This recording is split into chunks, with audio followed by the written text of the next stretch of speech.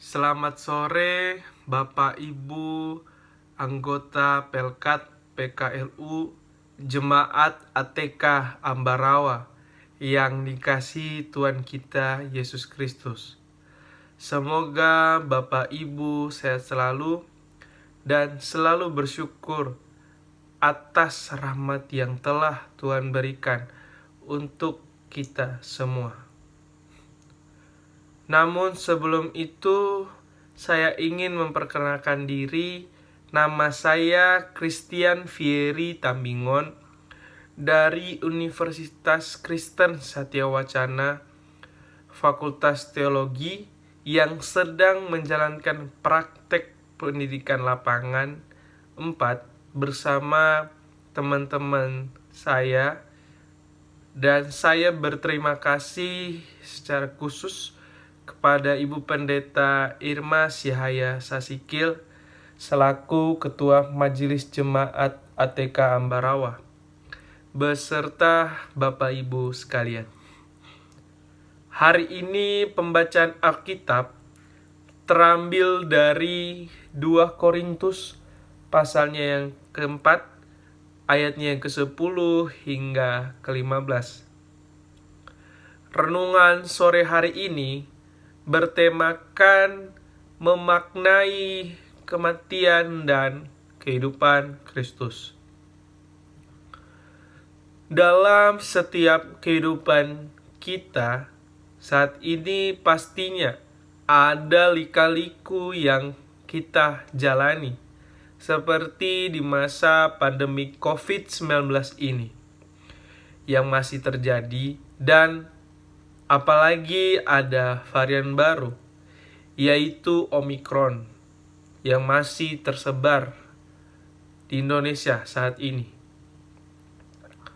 Bapak Ibu yang terkasih Tuhan kita Yesus Kristus, mungkin di antara kita pernah mengalami suatu tantangan maupun cobaan yang selalu menghampiri ke dalam kehidupan kita.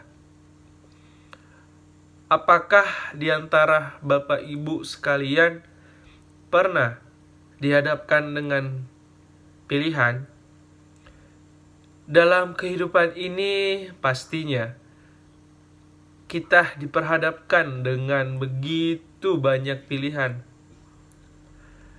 Ada beberapa orang yang pernah saya dengar, ia berkata, maju salah, mundur pun salah.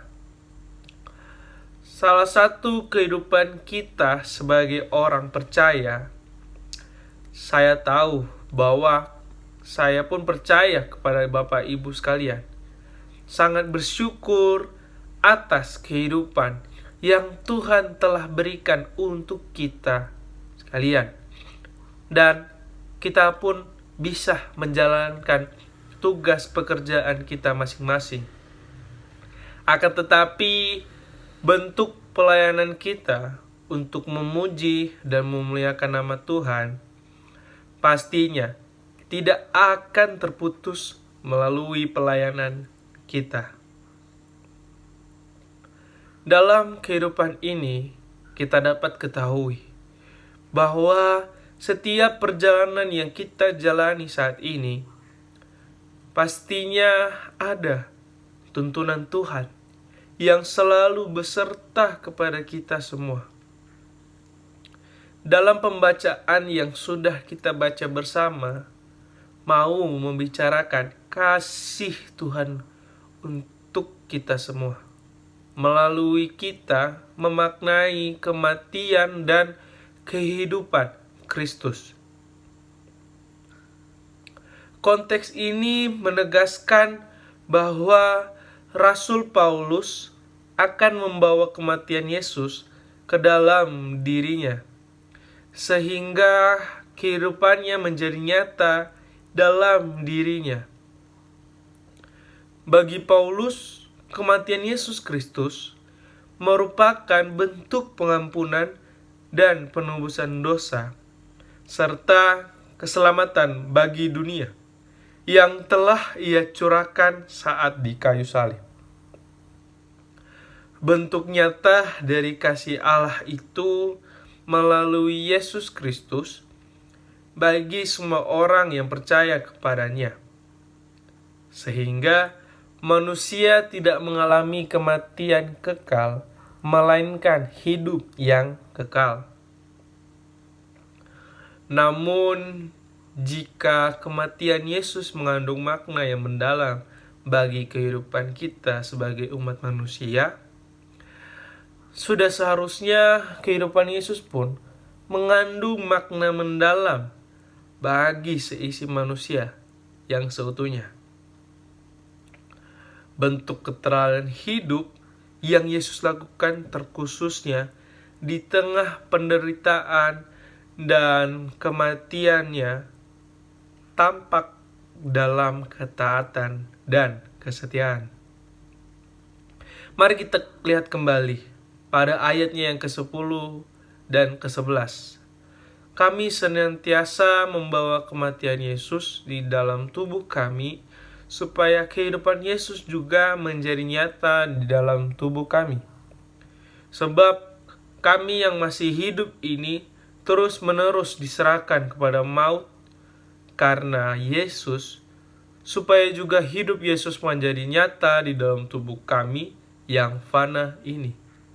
Dari ayat ini mau menjelaskan bahwa kehidupan yang akan kita jalani saat ini, Tuhan Yesus akan selalu bersama-sama dengan kita, maupun di dalam kehidupan kita, hingga berbagai macam tantangan dan percobaan. Makna salib sebagai tanda kita dapat ketahui. Keselamatan dari Allah sebagai tanda makna salib ini yang Allah berikan secara cuma-cuma atau gratis. Sehingga kita sebagai anak-anaknya harus merespon hal tersebut dengan taat kepada Tuhan. Lalu ada karakter Allah. Dia merupakan kasih yang menderita dengan memberi diri sepenuhnya demi kesejahteraan orang lain. Lalu Paulus pun memiliki cara yang hidup salib yang baru, yaitu meneladani salib sebagai hidup dan pelayanannya dengan meniru salib.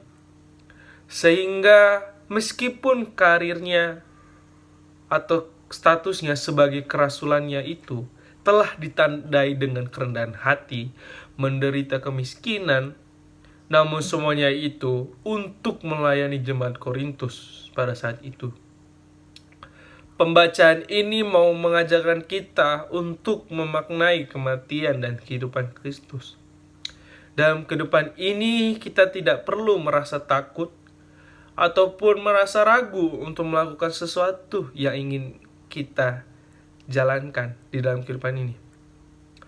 Bapak Ibu yang terkasih Tuhan kita Yesus Kristus, mari kita renungkan bersama.